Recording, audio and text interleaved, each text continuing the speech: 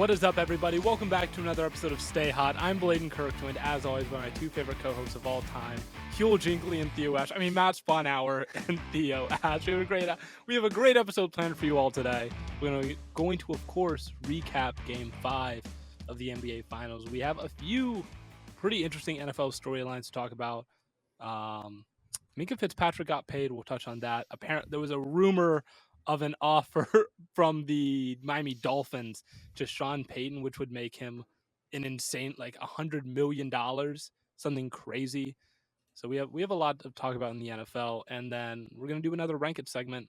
And I don't know if I'll just say we're going to do chip flavors today. So that'll be fun. You know, I like chips. I think Theo likes chips. I think Matt likes chips. So that should be fun. But before we get into that, Matthew, how are you guys doing today? Matt Theo just sounds like you just said Matthew. I thought you were just Matt Theo.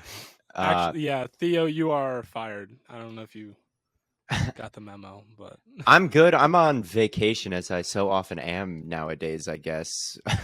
But I am up here in Crescent Beach in Northern California. I've been getting a lot of sun, as you can see from my skin tone right now. I don't know why I'm so washed out. Can you not focus your camera? I can if I put my hand in front of me like that, but I'm not going to do that the whole episode. So you're just going to get ghostly white Theo today. My chip flavors. Never mind. I'm not going to say it. I had lemon ice cream the other day, Blade. That was yesterday. I found lemon ice cream and I ate it. And I must say, I thought it lived up to the hype. I thought it was quite refreshing. I thought it was a refreshing little snack, citrusy and cold on a hot day. It's like lemonade, you know. I thought it was quite refreshing. I thought, you know, Bladen might be onto something here. I don't know if I'd rank it in my top 3 ice creams, but you know, that meme. I've said this. I've been on record before. Is I think your greatest sin in that ice cream ranking was having peanut butter ice cream number 2, not lemon ice cream number 3. And that's the one that really stood out to me as being the one that you should be like, that should go down as a bad take, considering peanut butter ice cream doesn't even exist. And anyway, but I did think the lemon ice cream was refreshing. So I got to give you credit there. I wouldn't have gotten it if it wasn't for you. To everyone on Twitter and in the chalkboard that is giving me shit for lemon ice cream, what now? What now? Yeah. Has the Theo Ash passed the Theo Ash vibe check? It did. Matt, how are you doing? I'm good. I'm ready a little bit for war here, as Theo told me before the podcast that he's going to maybe. He said he's going to hype up. Yeah, I already know. I said, "quote I'm gonna dick ride Steph Curry." Well, Matt, and he after a bad game, it just doesn't make sense to me. Well, that's what I realized is Curry can't have bad games. That's not true. Here's my problem with this, because I know what the argument is that his off ball is so good that even when the shots don't go in for him, he's great. Which is right. I think that's true. Or like the threat of him is still good even when the shots don't go in, or like how like defenses have to adjust to him. But that's true for every great player. I think it's especially true for him. And it's especially true for him, but the gap is like way overstated. You would never consider saying this like, oh, well, he didn't shoot well, but he drew a lot of defensive attention. Steph Curry is the only player who will ever get that. Not even LeBron. I don't even know if LeBron gets that kind of like narrative. All I know is this: Curry went 0 for 9 in the last finals game, right? And it was really a poor performance from a lot of the Warriors outside Andrew. I think Klay Thompson was the only one to hit a 3 or some stat like that in that whole game, and they still won. And with Curry on the court, despite his bad shooting, the Warriors' offensive rating was like 117. And with him off the court, albeit in just a couple minutes, 10 minutes or so, it was like 67 or something ridiculously low by like that. And just like, because Curry also, and the difference between him and someone like LeBron or someone like even KD is just how active off ball he is and just how far out his range extends that you have to account for him, where I think like when you say his gravity or whatever. I think it is especially so with him. I think that it's especially true with him, where he can really, really dictate things, whether the threes are falling or not, just by being out there.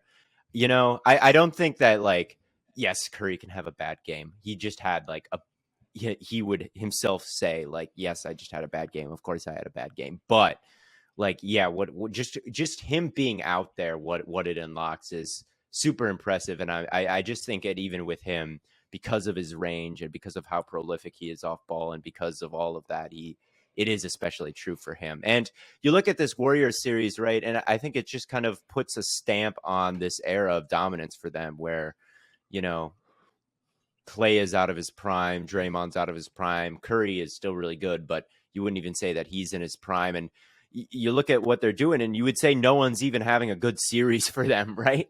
You're like, Poole is Draymond, bad series, Poole, bad series, Curry's been up and down, you know, really bad last game. Clay, you know, should Clay and Draymond even be out there? Those have been the narratives that have dominated this way, and they're still up on a team that beat Eric Spoelstra's one-seeded Heat, on a team that beat Giannis, on a team that swept KD on the Nets. No one on the Warriors is even having a good series, like a great series by the standards of like NBA Twitter, and they're still up on this Celtics team. And I don't know. I just think it's super impressive what they're doing. And I think they're going to close it out here pretty soon. Just like I said during the NBA Live a while ago, was, yeah, I think the Celtics might get off to kind of a hot start.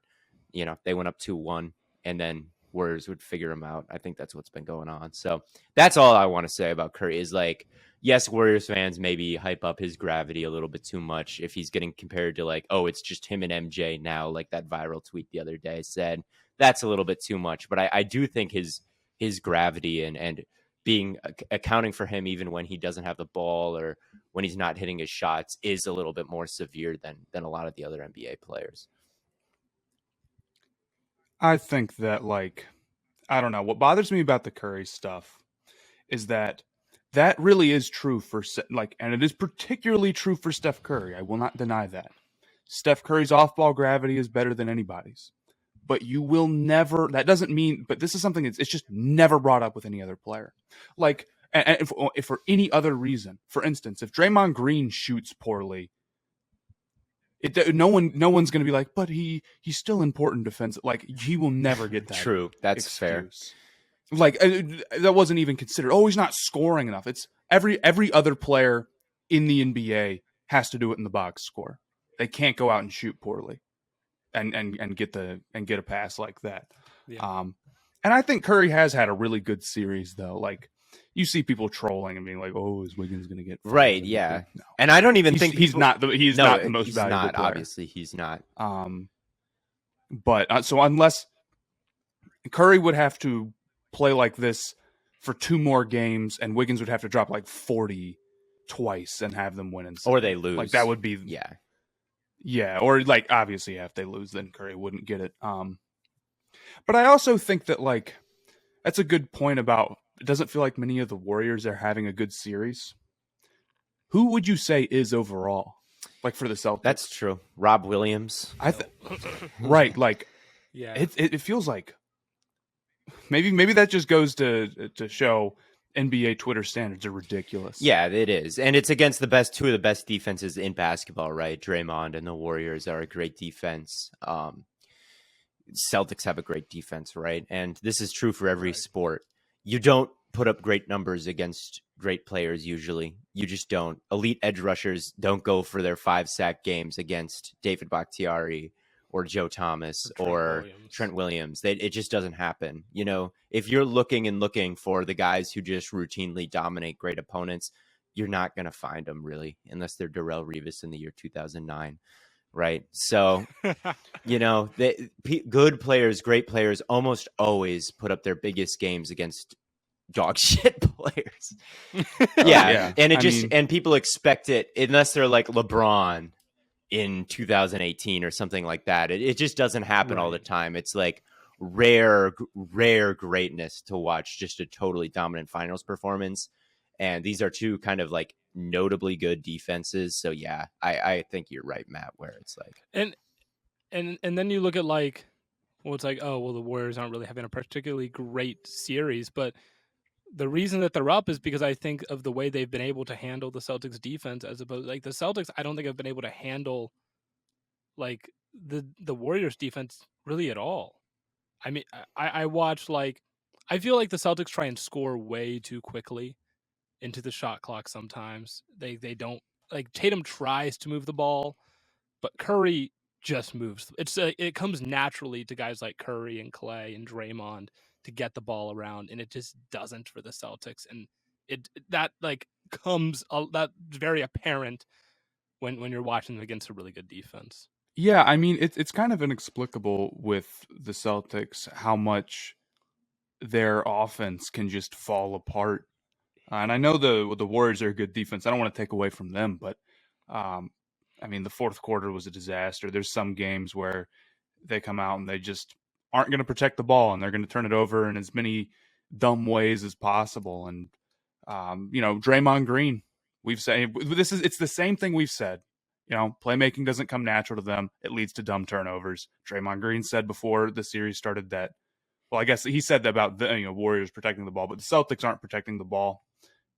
A lot of times they struggle to move it, and it leads to bad shots. They're very talented players, but that type of offense is going to be inconsistent, and it has been. And now their backs are against the wall. They got to win 2 straight. Yeah, it just seems very stagnant. Like it's like a mandate came down. Like, you guys need to be better playmakers, and they did. They did become better playmakers. But again, that kind of natural flow is gone. Like they're stopping their feet and looking for the best matchup possible, and then like getting it over there. And once they've got it, then starting their offense. And it's like just go, right? Like, just go. Stop stopping right. And just trying to pick out the perfect thing all the time.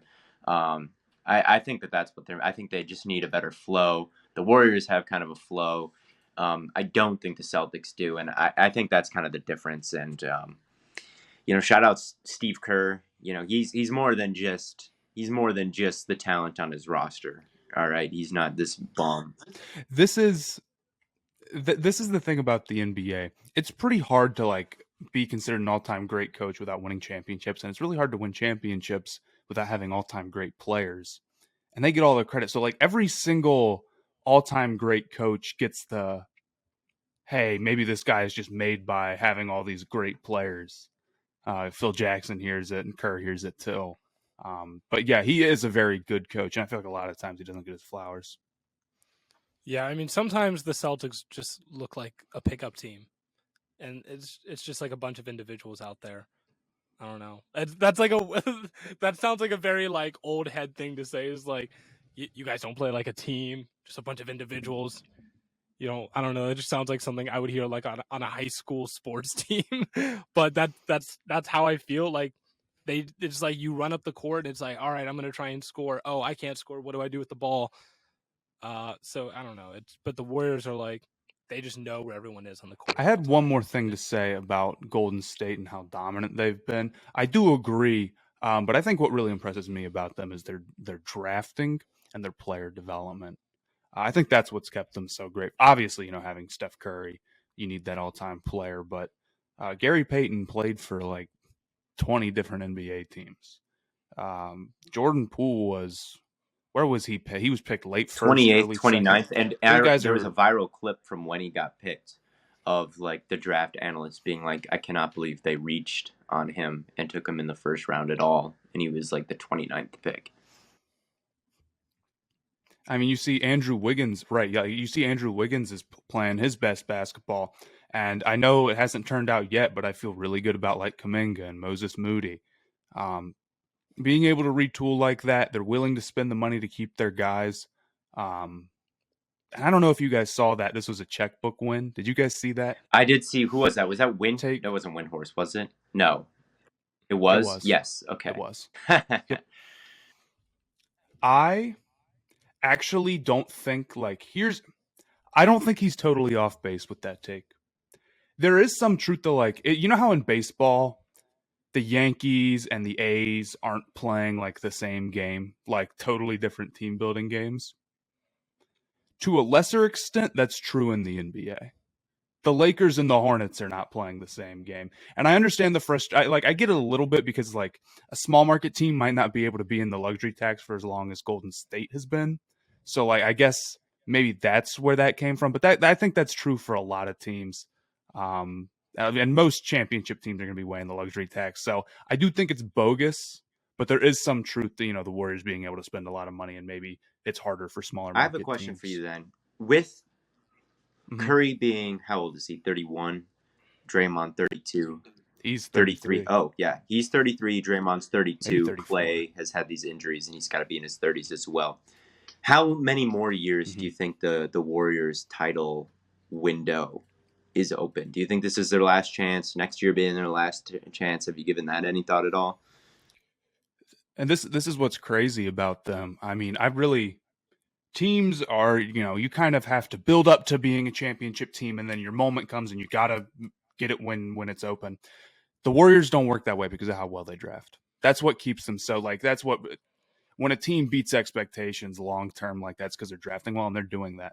I'd say that they're going to have a big problem when either Draymond Green is not an amazing defender or Steph Curry loses it.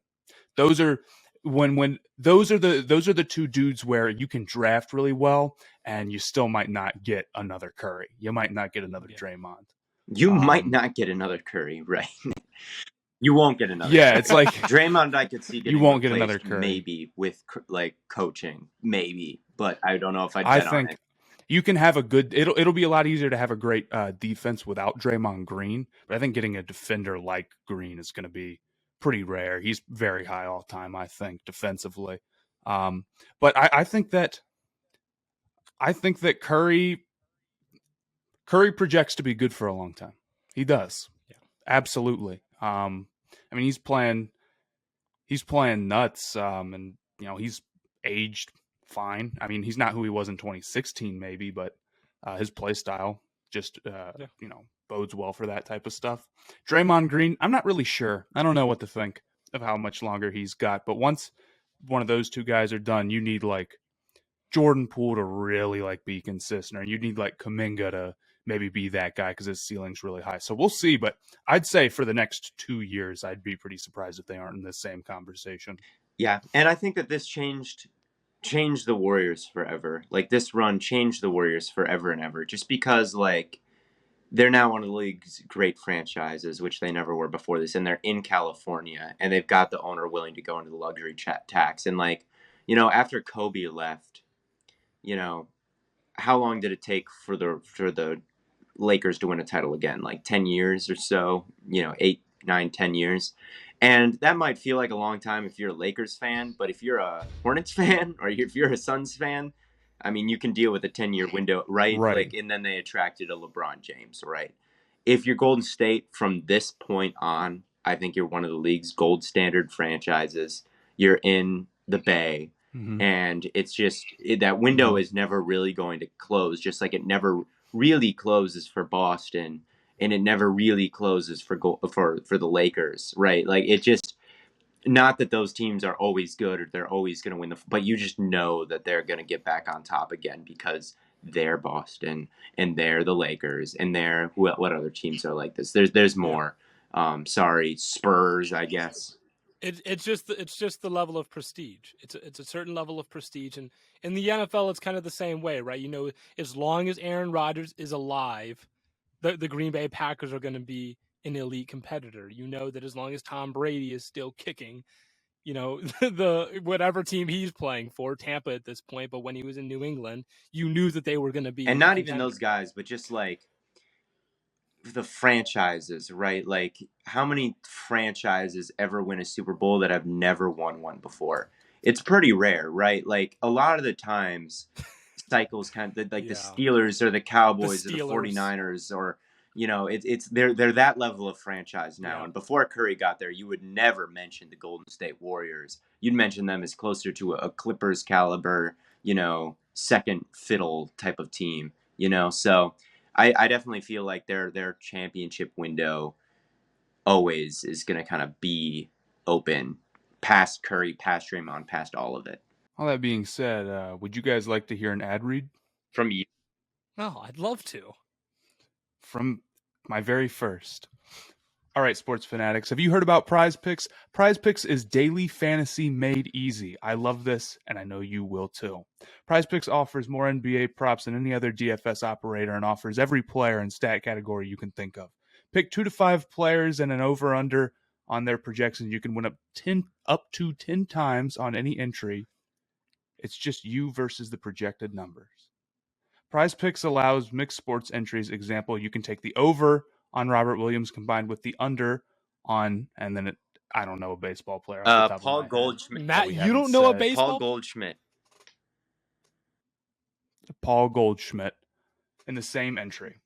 Users that deposit and use our promo code will receive a 100% instant deposit match on up to $100. Just be sure to use promo code STAYHOT, all one word, all caps. Don't hesitate. Check out prizepicks.com and use promo code STAYHOT, or go to the App Store and download the app today. PrizePicks is daily fantasy made easy. Thank you for that, Matt. I didn't realize how good of a season Paul Goldschmidt was having. I was like, is he still in the league? Me neither. He was an old Diamondbacks. He was an old Diamondbacks player, and everybody down here loves him. And then he got traded to the Cardinals a while ago, and he's currently leading the league in slugging percentage and OPS plus and total bases and hits and all of that. Shout out to him. I didn't realize how good he was being. Take the over. Yeah, take the over on that guy, I suppose. He's only 34. I don't know how old he was. He seemed like he was getting older. But anyway, I digress. Some Paul Goldschmidt praise. Shout out Cole Bradley for being a big Paul Goldschmidt fan down here. But anyway, I digress.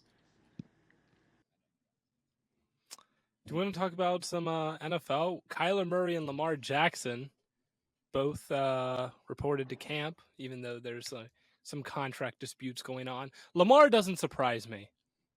And really, I don't know if Kyler surprises me either that they showed up. Like, at the end of the day, if you want to get paid, I think the easiest way to do that is just to ball out. So, like, what are you going to do? Just, like, hold out and then what? They and hope for a contract. I think that's the whole plan. I'm not gonna. Yeah, lie. but if you're like, oh, I'm just not gonna play, and they're like, yeah, well, we need to see more from you. You're like, okay, I guess. I don't know. I'm just not that surprised. Like, I feel like if I was in a contract dispute with like Blue Wire, and they're like, we need to see more, I think I would just be like, I feel like I don't know. I kind of feel like.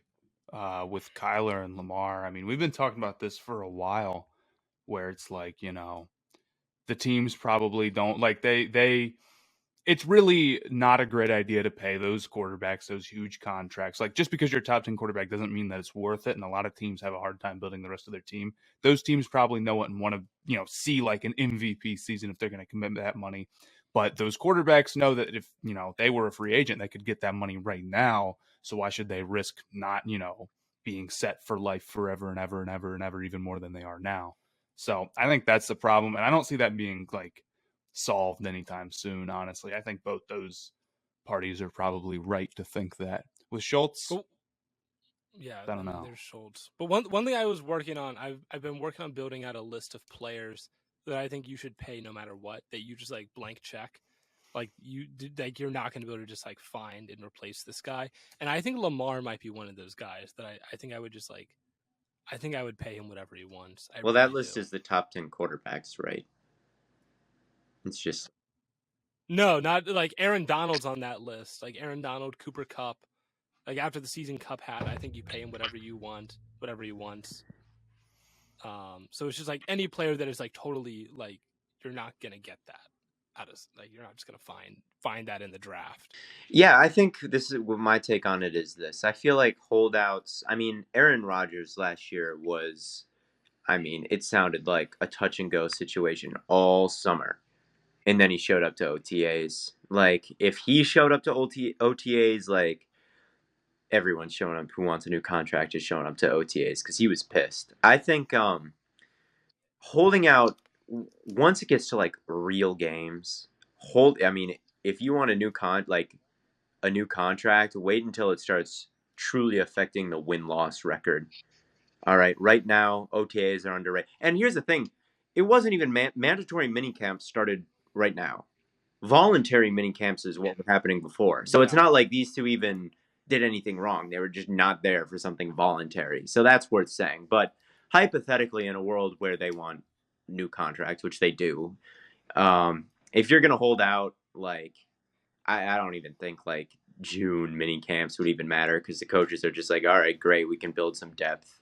You know, as long as they're here by like the preseason, we're fine. All right, we can get on board. I mean, Kyler and Lamar have operated in these offenses for like 3 years now. Lamar probably 4. So, you know, it's not even so much that they need to be there for anything, I think. And they're there when they need to be there. I don't know. I think these situations will work themselves out, you know, without a quarter. They almost always do, except for like the Le'Veon Bell situation, you know, and some of these running backs where they actually held out an entire year. And that was a situation where, like, right at the peak of the running backs don't matter, like, think tank, like a running back is holding out. There is no such dialogue happening around quarterbacks yet. And that shoe hasn't dropped where a team has just been like, it's jumped the shark, it's gone too far. We haven't really seen that yet. Perhaps one of these days it will happen. I think especially with wide receiver, but I just don't think it with these two guys now. I think that it'll all work itself out, I guess. No, I agree. I think at some point, one of these teams will make the call to not pay the top 10 quarterback.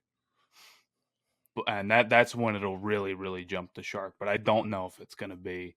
Especially if that team goes on to win after not doing that. Right. It'll be interesting to see how that plays out. The thing is that's the type of move that could get you fired so quickly, dude. That's why it might never happen. Right. Like, and I look at Cousins. It would have to be like a very established GM with the owner behind him or something. But even with that, if you know, you look at like Kyler and Lamar, like those are like fan favorites within like the fan, like, you know, there might be like, you know, Steelers fans that might be like, oh, low running back, but like Ravens fans love Lamar.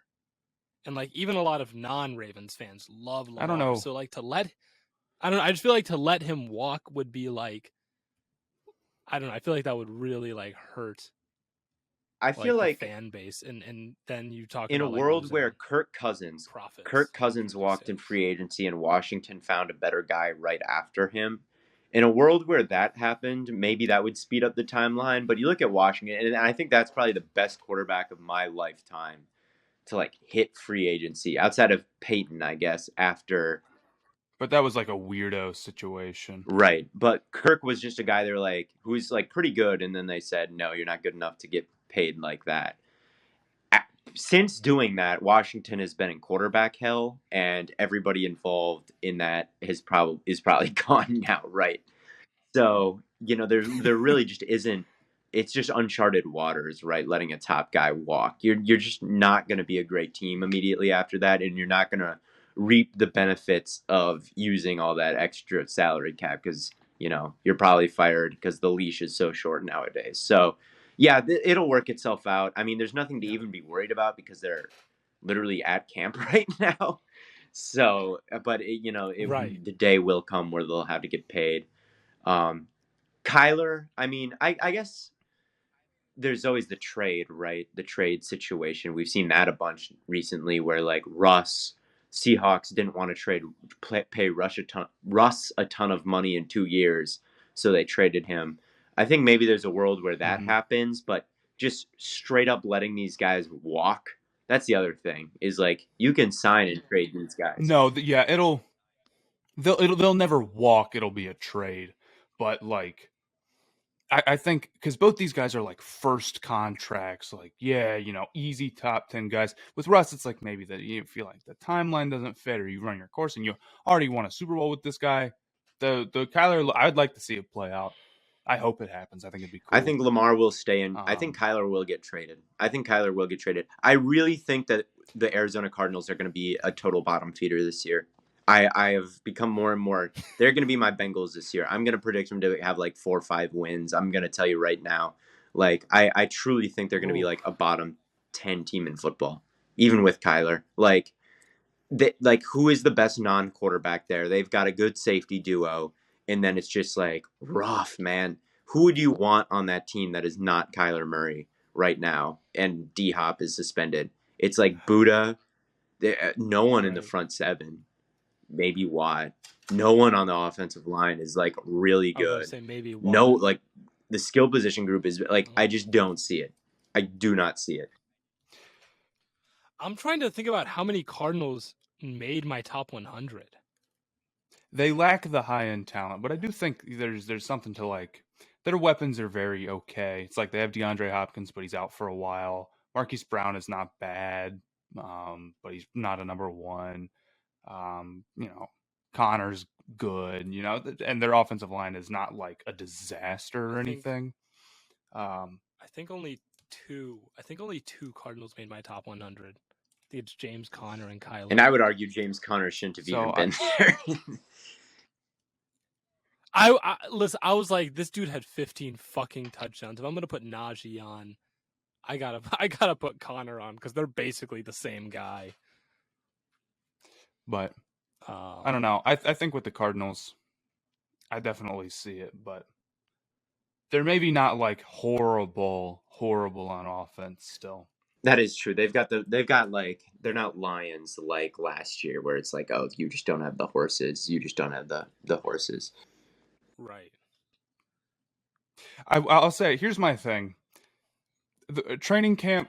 What is the hit rate on like a training camp storyline actually mattering?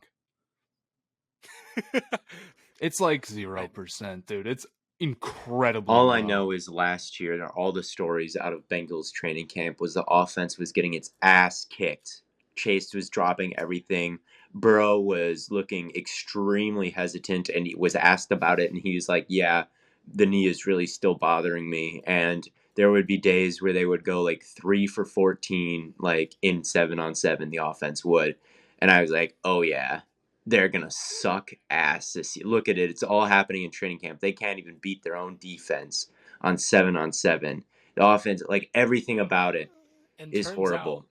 And I would say it's still not good news that that's happening, right? Like you would rather everything look like it's humming. But after the Bengals went to the Super Bowl, I'm never putting any stock into it again. I really think like the hit rate on like preseason and camp stuff transferring over into like real football that counts and matters. Like I if you kept track of like every like training camp darling and whether or not they actually turn into a good player, it never happens. It feels like it's more likely the opposite happens. So, I mean, we're going to talk about it, but I always think this type of stuff is... The scout team MVP, man. I'm telling you. Scout team MVP. Like, actually, there was once a report, I think in 2016, out of the Panthers training camp, that they had Mike Tolbert lining up as a wide receiver. And I was like, I forget how old, I was 15 years old, and I was pumped for Mike Tolbert out wide. And it never actually happened. And since then... I want to look at Mike Tolbert's 40 times. Mike Tolbert was nice. Don't get me wrong. Mike Tolbert is I'm not. He ran a 4.75. Yeah. This is Jarvis Landry speak. But I will say this. I remember after the Packers first got Zadarius Smith. And Zadarius Smith on the Ravens was not this, super high profile edge. He was like a nice signing and all that, and unusual for the Packers who never dipped their toes into the free agency waters. But they were like, oh my God, this guy we just got from the Ravens is like the best player on the defense. Like he is just absolutely dominating everybody. And then that season he had like a defensive player of the year caliber season where he was double teamed with this. Like if you looked, this was the year before Aaron Donald won a defensive player of the year based on the pass rush win rate chart. But the year before that, Zadarius Smith was like top right-hand corner of like double team rate and pass rush win rate. He was like a total beast following this offseason where they were like, dude, this guy is unblockable in training camp. That's one where I remember it coming true. I'm sure there's other opportunities, but I remember Daniel Jones having a crazy preseason. I remember maybe even that same year, Josh Jackson was a corner for the Packers, and in the preseason and in training camp, I think he like led all corners in PFF grade for preseason, and I really liked his college tape. I'm like, this guy is going to be better than our first round pick, which was Jair Alexander. What is the Pro Football Focus preseason grade hit rate, dude? Jesus. No. All I'm saying is the Browns went 4-0 in the preseason before going 0-16, and there was a year the Steelers. The Lions did the same thing, no? Before winning the Super Bowl. Did they go 4-0 in the preseason? The Lions? I might be making that up. You might be. I don't know. You are like a pathological liar. Yeah. So you don't think Tony Pollard? Do you not think Tony Pollard will end up playing receiver? This is a fantasy storyline right here. That's what this is. This is a fantasy storyline. Tony Pollard's lining up wide. He's going to PPR. Stop. They're replacing Amari. I would understand it. It would be cool. And with the Deebo Samuel stuff, everyone wants to be Deebo Samuel, and I'm gonna have my running backs be wide receivers, and my wide receivers be running backs, and Biden's America. Bring back tradition. Yeah, that's what they're positions for a reason. You don't say, "Oh, I have 11 guys out there." No, you say, "I have a quarterback. I have a running back or two." So, I'm against it. Oh my gosh!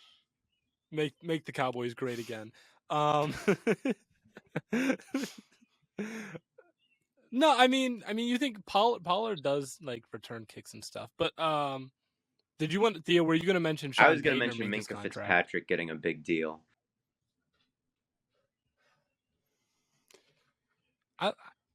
He's a good safety. Like my main takeaway actually was this, because he's a good safety. He got paid. Bang, done. He's a good safety. You got to pay. To me, I thought about Jesse Bates, who is currently holding out. He's another holdout for the Bengals, and with the contract that Minkah just got, pretty healthy contract for a safety. All right, the positional value, maybe you'd expect that to be kind of like running back. Some of these big running back deals kind of come in shorter and shorter of what you might expect. You could maybe see safety starting to take the same fate, because that's one that kind of gets talked about in the same way, but that did not happen. So for a guy like Jesse Bates, like I really think that his time in Cincinnati could legitimately be over. That was my first thought looking at this contract. That's not a bad way to look at it.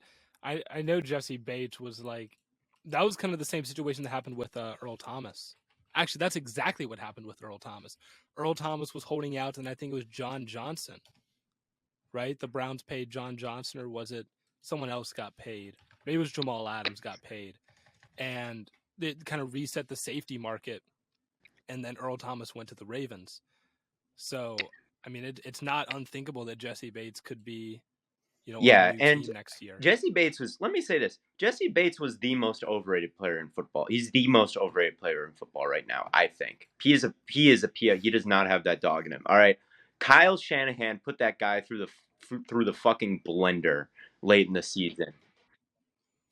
He gave him the Blake Martinez treatment. All right, Jesse Bates was lost out there, and now the Bengals, the Cincinnati Bengals, the most homegrown talent-friendly team in football. There has never been a guy like that the Bengals drafted who they are not willing to give a contract. And of all the teams out there, the Cincinnati Bengals aren't willing to fork over all this money for him. That should tell you something in my eyes. I also think it's interesting that the Steelers now have the most expensive defense in football right now and the least expensive offense, and I'm curious to see how that turns out. That's my only point. I'm just in. Yeah, I mean, yeah, I thought the Steelers defense was underwhelming last year, but I think a lot of people would agree that like Minkah was a little bit underwhelming last year. But yeah, I've talked to some Steelers fans, and they feel like he was not played properly, that he was kind of out of position a lot of times. So I am interested to see kind of how they. Because when I watched the Steelers, and I didn't like religious. Maybe this will be maybe my next all 22 will be on Minkah, because PFF hated his year. They just hated it. But there was definitely a lot of times where he seemed to be trying to put out all these fires all the time and just put in these impossible situations where, let's say he is like on the far hash playing single and he's playing single high and it's getting targeted on the way other side of the field. Then he's got to run all the way over there to he just like covering a little. They stretched him a little bit too thin, I think, this year. Not to say that he played great. It was definitely not his best year, but and I don't even know this for sure, but it did seem like when there'd be times I'd be watching an offense against the Steelers defense, or in my time watching the Steelers defense, it was like, man, Minkah had to run a long ways on this play, or Minkah screwed up on this play, but it was a really big ask to ask him to guard. It's a high-low in between two guys, and it's just really, really difficult. You're going to be wrong, and that'll be my next all 22. How about that, Minkah Fitzpatrick? Yeah, I think Minkah was moving just a lot, even pre-snap. I think there were a lot of plays where he was he would rotate twice. He would have to rotate twice and then have to get over and guard like a large section of the field. So it really was just a lot for him last year. But I think he's worth it. 4 years, 73 and a half. Do you know the guarantee? Pay good amount? Players, right? I can pull it. I don't know it, but I can pull it up. Do you want to talk about the Sean? They offered him the Dolphins offered him Peyton? 4 years, $100 million. Yeah, it's a lot. That's. I mean, okay. We were talking earlier about how that compares to like what Bill Belichick, his like reported contract is, because no one actually knows what his Minkah's guaranteed at signing is 36, so it's about half. Depending on how that's structured, I kind of think that's not so bad. This guy was first team All-Pro 2 years in a row. If you have that contract, but you've structured it so you get off a lot of the guaranteed money in the first couple years, you're not really risking all that much. No, I like it. And then you'll be able to like build out your offense in the next couple of years. I like it a lot. Sean, yeah, if the Dolphins had paid Sean Payton $100 million, I don't know if I have too much. Is there any coach that's worth that? I mean, it kind of doesn't like matter. Like, who cares? Like, right? Like, it doesn't matter how much you pay your coach outside of like how much money does your owner have and how much does he want to pay? If I don't know who owns the Dolphins, you want to pay Sean Payton, or is he the GM? I should know this with all the shit that happened with the Dolphins. Like, I think it's Steve Ross. Oh yeah, I think it is. Yeah, I know that off the top of my head. Actually, wow, that's because of the Flores lawsuit. His name was up. Right. That was a good call. Well, if he wants to pay $25 million for a coach, God bless him. My takeaway on this, I think coach contracts. Go ahead, Matt. Oh, I was just saying, I think coach contracts are going to start getting like really ramping up here, because I remember Matt Rule got a big contract from Tepper, and all the apparently all the other owners were pissed about it because it kind of reset the market. Tepper's horrible, dude. He's still got to be the worst owner. Not to make this about the Panthers, but like, why did he leave a half-finished building? Dude, talk about that. I actually want to. It is How do you know why he left a half-finished building out in the middle of nowhere? I for the life of me, I haven't even. I just saw that, like, I saw some state senator called him a moron, and I saw that it didn't get built, and I just like, great, awesome. It's amazing how bad they are. It's amazing, like, how. I don't know if I said this on the podcast or somewhere else, but I'll say it again. You know how you like go back and look at a team's history and you see it's like, dang, they were bad for 15 years straight. How did the fans get through that? And I'm like, well, it must be because they like didn't know that they were about. I know with the Panthers, they're going to be bad for a long time. And I think so much of like being good is having like an owner who knows what they're doing. And if you don't have one, man, it can be the rest of your life. You're not gonna have a strong team. Or you have an owner that's willing to like be hands off. Yeah, and just has a good. That GM. That was the Browns' problem for like 7 years. It still is the Browns' problem. I don't Haslam when didn't Haslam want the Watson trade super bad, and that's why they got back in the running. I think that's what happened. All I know. Haslam made a deal with Hugh Jackson when the Browns had Hugh Jackson as their coach. Because Hugh Jackson was like, listen, I can't come in here and be like and you give me like a year and a half to get shit right, and if I don't, you fire me, right? He's like, give me 2 solid years, and if shit hits the fan, you can let me go, right? And with Haslam, he was like, okay, fine, I'll take hands off. And since then, he's been pretty good about not intervening with like player decisions and coaching decisions. Or not coach, but like player decisions and like, trades and all that. Because Haslam wanted Manziel, yeah, right? That was like so it was shit like that. And then like when the Browns like gutted the franchise after 2014, that was Haslam again. So it was just a lot to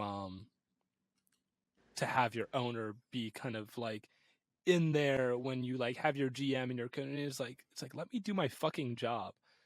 You're paying me to do this. Let me do this. I'll say this: if I bought a team, I'd be the most hands-on. Oh yeah.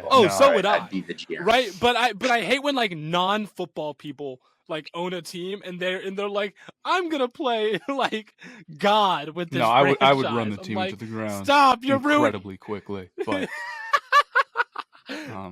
Nah, man. If I was owner of the Browns, we would have won 5 Super Bowls by now. I put that on everything. After trading for the most talented man in the world, Derek Carr. No, we would not have. No, because we would have drafted Derek Carr in 2014. We wouldn't have had to trade for him. He'd be our quarterback, right? And he'd already be our quarterback. But as this relates back to the Dolphins and Sean Payton, who I guess they offered a $4 million contract and $100 million 4-year contract too. I think that it's very interesting. We've had this happen a couple times, but recently is the unretire and come back and play this offseason. Like Sean Payton, like he retired, but did he really? Maybe he did if he turned this down. Tom Brady, he retired, but did he really? Gronk did it like recently. I do wonder if that's going to be Robbie Anderson considering retiring, Aaron Donald considering retiring and using it as a bargaining chip to get a contract. Sean McVay even doing it a little bit. I wonder if that's going to be kind of a trend that we see going forward, is using like, I'm just going to retire. Like that gets me off scot-free. I wonder if that, I don't know. I'd love to maybe even bring in a cap guy, like as a guest when we talk about these things one of these days. Yes. But to me, that kind of seems like a loophole that's getting exploited. Not that Sean Payton is doing this because he didn't take the deal, but it just goes to show like this guy retired, right?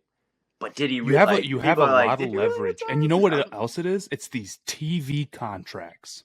These guys go and they do these. You can go like all of a sudden it's like a TV deal is a sweet gig.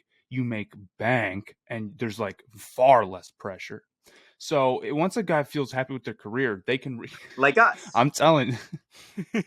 once a guy retires and starts doing that, now they have all the leverage to get back in. Like if somebody wants Peyton, well, you're not just trying to like give me the highest contract of any team because I'm planning on coaching. You have to bring me out of retirement. So you can offer the best contract. And I might not even say yes, I don't have to. And I'm making money doing something way easier. So I think, yeah, retiring and the TV stuff and all that has just given people who do that a ton of leverage. Theo, you mentioned you want to bring a cap guy on. I know PFF has someone who's a cap expert. Like they specifically a cap expert. And because they were on like the PFF NFL podcast, like they brought him on specifically but then like he's hired on their staff, or at least he was. I don't know if he still is. So I might like reach out to Seth or someone and see if they still have that guy. But yeah. I mean, there's guys we can talk to, and we did not to make this a meeting about the guest. No, I'm just saying, like we want to do that. Like Jason Fitzgerald from Over the Cap is a really good Twitter follow, and he's got a podcast all about like I've listened to that cap. Donald, how do the Rams do it? So I would love to bring someone like that on one of these days. Obviously, we won't subject our listeners to debating exactly how we're going to get that done. We've done this before where we've like ideated content during the podcast. So we're talking about we're going to go to rank it now. Well, before we do that, I would like to talk about our best friends over at Manscaped, because they just brought back the Ultra Smooth package, and it's phenomenal. And I think it's time for us to all stop, drop, and order this premium shaving kit. You know, everyone knows by now that the Lawnmower 4.0 is the best electric shave for your balls. But if you're looking for something, you know, a little bit closer, you know, so you can go bare, then the Ultra Smooth package is really the perfect step for you. And I think it's, you know, time to shave that bush of yours and get right to the roots. With this discount that we have just for you, you can get 20% off plus free shipping at manscaped.com with the code STAYHOT. And just like the last one, that's all caps, no spaces. The Ultra Smooth package is a specialized groin shaving kit to help you, you know, really buff and protect and smooth your most sensitive areas. And I'm talking the crop shaver razor, the crop exfoliator, and the crop gel. So men, you no longer have to borrow your lady's razor for that precise trim. So once again, make sure you head on over to manscaped.com, use the code STAYHOT to get 20% off plus free shipping. Again, that's the code STAYHOT at manscaped.com for 20% off plus free shipping. Go ahead, smooth out your fellas. And smooth out your fellas with the relaunch of the Ultra Smooth package from the fellas at Manscaped. Your balls will thank you. I've said before, the Manscaped ad read is like a giant tongue twister. And I think it just goes to show, and this is a little bit of like an anti-analytics rant, because the book there is just like, why don't teams pass it like so much more than they do? And it's because, same deal as the Ravens, there needs to be balance to keep everybody happy.